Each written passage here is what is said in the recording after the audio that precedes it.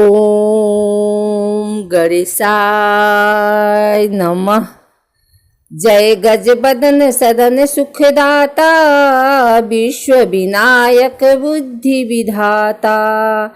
वक्रतुंड सुचि सुंड सुहावन, तिलक त्रिपुंड भाले मन भावन। राजत मणि मुक्तन उर्माला, स्वर्ण मुकुट सिर नयन विशाला। पुस्तक पाणि कुठार त्रिशूलम, मोदक भोग सुगंधित फूलम।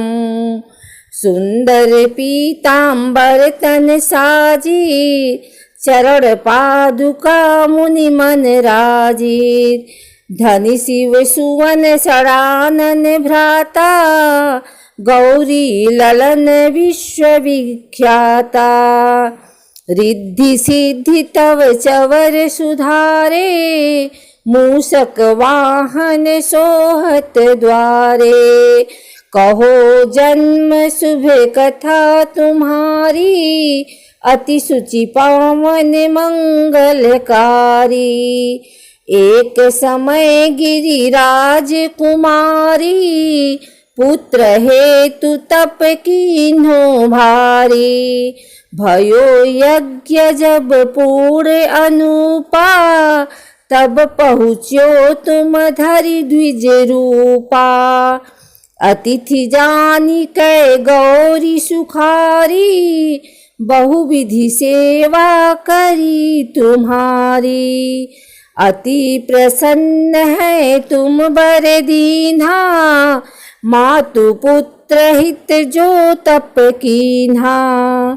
मिलहि पुत्र तुहि बुद्धि विशाला, बिना गर्भ धारण यही काला। गणनायक गुण ज्ञान निधाना, पूजित प्रथम रूप भगवाना। अस कही अंतर ध्यान रूप है, पलना पर बालक स्वरूप है। बनि शिशुरुदन जब ही तुम ठाना, लखी मुख सुख नहीं गौरी समाना।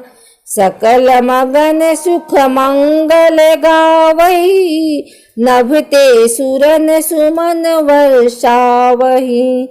शंभु उमा बहुदान लुटावही, सुर मुनि जन सुत देखन आवही। लखी अति आनंद मंगल साजा, देखन भी आए शनि राजा।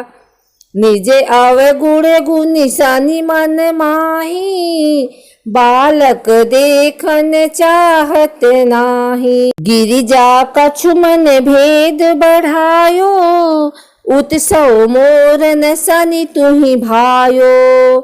कहन लगे शनि मन सकुचाई, का करिहौं शिशु मोहि दिखाई। नहीं विश्वास उमा उर भयऊ, शनि सो बालक देखन कहूँ। पड़तहि शनि दृग कोण प्रकाशा, बालक सिर उड़ी गयो आकाशा। गिरिजा गिरी विकल है धरणी, सो दुख दशा गयो नहीं बरड़ी।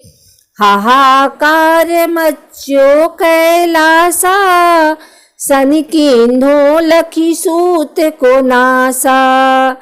तुरत गरुड़ चढ़ी विष्णु सिधायो, काटी चक्र शो गज सिर लायो। बालक के धड़ ऊपर धारियो, प्राण मंत्र पढ़ी शंकर डरियो। नाम गणेश शंभु तब कीन्हे, प्रथम पूज्य बुद्धि निधि बन दीन्हे। बुद्ध परीक्षा जब शिव कीन्हा, पृथ्वी कर प्रदीक्षिणा दीन्हा।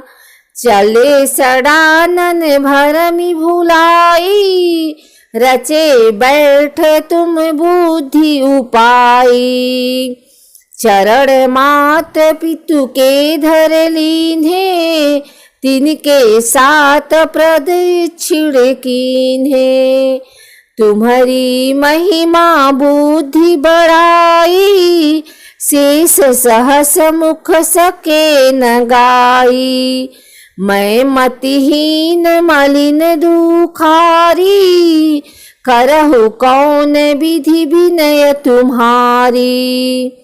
भजत राम सुंदर प्रभु दासा, जग प्रयाग ककरा दरवासा।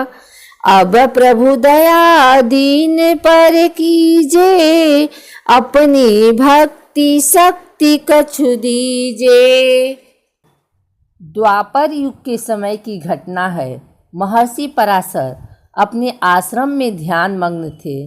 तभी कहीं से बहुत ही शक्तिशाली मूषक आया और महर्षि पराशर के ध्यान में विघ्न डालने लगा और उनके आश्रम में रखे अनाज, वस्त्र और ग्रंथों को कुतर डाला।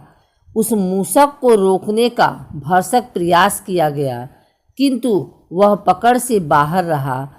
उसने सारे आश्रम को अस्त व्यस्त कर दिया। जब वह थक हार गए तो अपने इस विघ्न से उभरने के लिए विघ्नहर्ता की शरण में गए और उनकी उपासना करने लगे। गणेश जी महर्षि की उपासना से हर्षित हुए और उपद्रवी मूषक को पकड़ने के लिए अपना पास फेंका। पास को अपनी तरफ बढ़ते देख मूषक भागता हुआ पाताल लोक पहुंच गया। पास ने उसका पीछा न छोड़ा और उसे बांधकर गणेश जी के सामने उपस्थित किया। गणेश जी की बलिष्ठ काया को देखकर वह उनका स्तवन करने लगा। गणेश जी उसके स्तवन से खुश हुए और बोले, तुमने महर्षि पराशर के आश्रम में इतनी उथल पुथल क्यों मचाई? यही नहीं, उनका ध्यान भी भंग किया। मूषक कुछ न बोला, चुपचाप खड़ा रहा। गणेश जी आगे बोले, अब तुम मेरे आश्रय में हो, इसलिए जो चाहो मुझसे मांग लो। गणेश जी के मुख से ऐसे वचन निकलते ही मूषक का घमंड उत्पन्न हुआ और वह बड़े गर्व से गणेश जी को बोला, मुझे आपसे कुछ नहीं चाहिए। हाँ, अगर आप चाहें तो मुझसे कुछ मांग सकते हैं। गणेश जी उसकी बात सुनकर मुस्कुराए और बोले, ठीक है मूषक, अगर तुम मुझे कुछ देना चाहते हो तो तुम मेरे वाहन बन जाओ। उसी पल से मूषक गणेश जी का वाहन बन गया।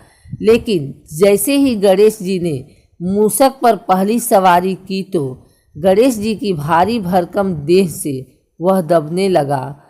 मूषक का घमंड चूर चूर हो गया और वह गणेश जी से बोला, गणपति बप्पा, मुझे माफ़ कर दें, आपके वजन से मैं दबा जा रहा। अपने वाहन की प्रार्थना पर गणेश जी ने अपना भार कम कर लिया।